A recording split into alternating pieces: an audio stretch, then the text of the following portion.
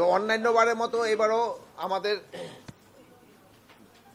পূজাটা যেন শান্তিপূর্ণভাবে হতে পারে, যেটা এটা হলো আমাদের হিন্দু সম্প্রদায়ের সবচেয়ে বড় ধর্মীয় একটা অনুষ্ঠান।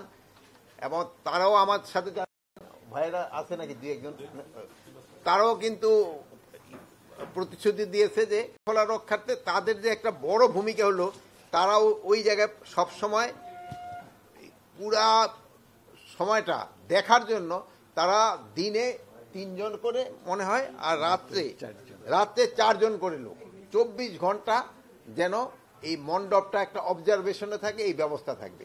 আর আমাদের থেকে আনসারের আমার সদস্যরাও থাকবে এবং তারাও এই 24 ঘন্টা ওটা অবজার্ভ করবে যেন কোনো রকমের কোথায় সমস্যা না হয়। আমরা একটা নতুন অ্যাপসও তৈরি করে দিয়েছি এবং ওইটার মাধ্যমে যদি কোনো রকমের ঘটনা ঘটে ওইটা সত্যতা আছে কিনা ওইটাও চেক করা যাবে এবং ওই ঘটনা যে ঘটছে ওইটা প্রতিকারও যেন সাথে সাথে নেওয়া যায়, ওইটার ব্যবস্থা করা হয়েছে। আর এই পূজা উপলক্ষে অনেক সময় আশেপাশে যে মেলাগুলি হয়, তারপরে ওখানে গাজার আড্ডা বসে, মদের আড্ডা বসে, এইগুলি কিন্তু এবার কোনো অবস্থায় হবে, কোনো রকমের কোনো মেলা হবে না। বাট ওই ছোটোখাটো 2-1টা দোকান থাকতে পারে, যেটা ওই কমিটির থেকে পারমিশন নিয়ে তারা ওই দোকানগুলি স্থাপন করতে পারবে। অ্যান্টিব্যাকটেরিয়াল অ্যাডিটিভ যুক্ত সেরা ওয়াটার ট্যাঙ্ক বিশুদ্ধ পানিতে ব্যাকটেরিয়া জন্মাতে দেয় না। তা এই ইসে প্লাস আমাদের সব বাহিনী থাকবে, সশস্ত্র বাহিনী থাকবে, পুলিশ থাকবে, আনসার থাকবে, র্যাব থাকবে, বিজিবি থাকবে। বর্ডারের পূজা মণ্ডপগুলিতে মেইন দায়িত্বটা বিজিবির উপরেই বর্তায় এবং ওখানে তো পুলিশও থাকবে, বাট বিজিবির উপরে ওইটা হলো তাদের একটু বেশি ইসে থাকতে হবে। আর আনসার সব জায়গায় থাকবে। এবার প্রায় 3,500-এর মতো মনে হয়, 31,000 পুরা 33,000।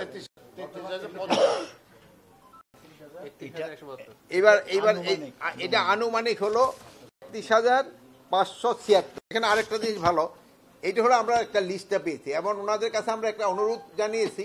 এই অনেক সময় দেখা যায় যে এই লিস্টের বাইরে অনেক সময় 2-1টা মণ্ডপ করে, যেই সব মণ্ডপে ওই কোনো একটা ঘটনা ঘটে, যেহেতু আমরা তো যেই লিস্টটা পাই ওই লিস্টের উপরেই আমরা কিন্তু আমাদের আইন শৃঙ্খলা নিয়ে করি, কিন্তু হঠাৎ দেখা গেল এক জায়গায় একটা শুরু করে দিল, ওটা হলে আবার আমাদের জন্য অসুবিধা।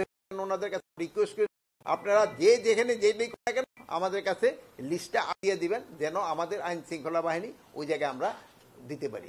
বিসর্জনের সময়সীমা দেওয়া হয়েছে 7টার আগেই যেন বিসর্জনটা শেষ করতে পারি।